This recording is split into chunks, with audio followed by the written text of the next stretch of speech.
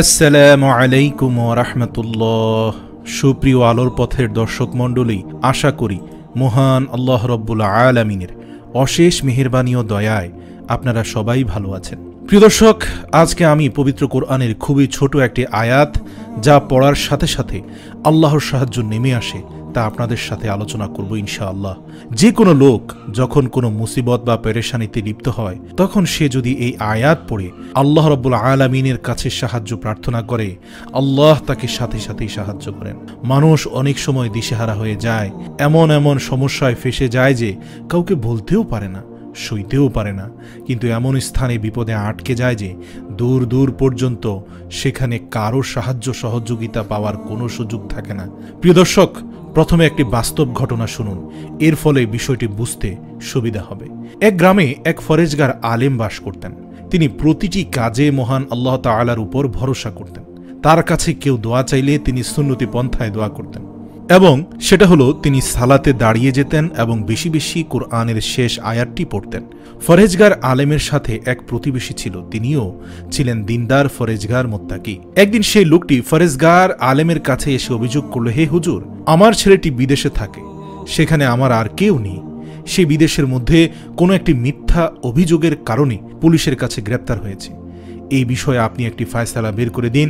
তখন সেই বুজুর্গ জানামাজে দাঁড়িয়ে গেলেন এবং নামাজ পড়া আরম্ভ করলেন, এবং নামাজের পর তিনি কোরআনের শেষ আয়াতটি পড়তে লাগলেন এবং অপর ব্যক্তিকেও পড়তে বললেন। কিন্তু সে লোকটি বললেন, আমি তাকে বলেছি তিনি যেন তার কোনো পরিচিত কাউকে কল দিয়ে কোনো একটা ব্যবস্থা করে দেন, কিন্তু তিনি তা না করে আমাকে দোয়া পড়তে বলেছেন। এটি শুনে সে বুজুর্গ ব্যক্তি বললেন, আমি তো তোমার ছেলের জন্যই কাজ করছি, তার মুক্তির জন্য আল্লাহ তাআলার কাছে সুপারিশ ও দোয়া করছি, আর এটি হলো সবচেয়ে বড় সুপারিশ, কেননা তিনি যাকে মুক্ত করবেন তাকে কেউ আটকে রাখতে পারবে না। সে বুজুর্গ জায়নামাজ থেকে উঠে না দাঁড়াতে এক মহিলা সেই লোকটিকে ডাকতে লাগলো, ডেকেই বলতে লাগলো, ভাই, তোমার কল্যাণ হোক, তোমার ছেলে নাকি ছাড়া পেয়েছে, এবং এই খবরটি আমরা কেবলমাত্র পেলাম। এ কথা শোনা মাত্র লোকটি বাড়িতে ফিরে গেল, এবং লোকটি বুঝতে পারল যে বিপদ মুক্তির জন্য যখন মানুষ অসহায় হয়ে পড়ে, তখন উপায় যখন আর বাকি থাকে না, তখন আল্লাহ তাআলার কাছে সাহায্য প্রার্থনা করতে হবে। এমনকি সদা সর্বদা আমাদের যে কোনো উদ্দেশ্যে আল্লাহ তাআলার কাছে সাহায্য চাইতে হবে। যেমন আমাদের প্রিয় নবী সাল্লাল্লাহু আলাইহি ওয়াসাল্লামের নিকট যখন কোনো কঠিন কাজ আসত, তখন তিনি সালাতে দাঁড়িয়ে যেতেন এবং দোয়া করতেন। আমাদের মনে রাখতে হবে, আমরা সূরা ফাতিহা এর মধ্যে পাঠ করি, ইয়্যাকা না'বুদু ওয়া ইয়্যাকা নাস্তাঈন, এর অর্থ, হে আল্লাহ, আমরা তোমারই ইবাদত করি এবং তোমারই নিকট সাহায্য প্রার্থনা করি। এই আয়াত দ্বারা আমরা আল্লাহর সাহায্যের আশা রাখি, আল্লাহর উপর ভরসার কথা বলি। আল্লাহ তাআলার উপর যার আস্থা যত বেশি, তার সফলতার পরিপূর্ণতা তত বেশি। তাওয়াক্কুল একটি গুণ এবং এটি একটি ইবাদত। এটি অর্জন ছাড়া ঈমান অসম্পূর্ণ থাকে। এই কারণে আল্লাহ তাআলা ছাড়া আর কারো উপর তাওয়াক্কুল করা যায় না। পবিত্র কোরআনে বিভিন্নভাবে আল্লাহ তাআলার উপর ভরসা করার কথা প্রায় 70 বার এসেছে। যেমন পবিত্র কোরআনে তাওয়াক্কুল শব্দটি 9 বার এবং এর বহুবচন মুতাওয়াক্কিল এটি এসেছে 4 বার। বিভিন্ন ক্রিয়াপদের 33 বার এবং ওয়াকিল শব্দের অর্থটি এসেছে 24 বার, মোট 70 বার। ইসলামী শরীয়তে তাকদীরে বিশ্বাস রাখা ওয়াজিব, তাই তাকদীরে বিশ্বাস রাখার পাশাপাশি চেষ্টা অব্যাহত রাখতে হবে। সফল হলে যে কোনো ব্যাপারে কৃতজ্ঞতা আদায় করতে হবে, আর সফল না হলে ধৈর্য ধারণ করতে হবে। প্রচেষ্টা ও তাওয়াক্কুল উভয়টা থাকতে হবে। তাকদীরের দোহাই দিয়ে রোগ হলে চিকিৎসা না করা, শত্রুর হাত থেকে আত্মরক্ষার চেষ্টা না করা, এটি ইসলাম সম্মত নয়। আল্লাহ তাআলার উপর ভরসা করার বিষয়ে বলা হয়েছে। আল্লাহর উপর ভরসা করার নানান পর্যায় রয়েছে।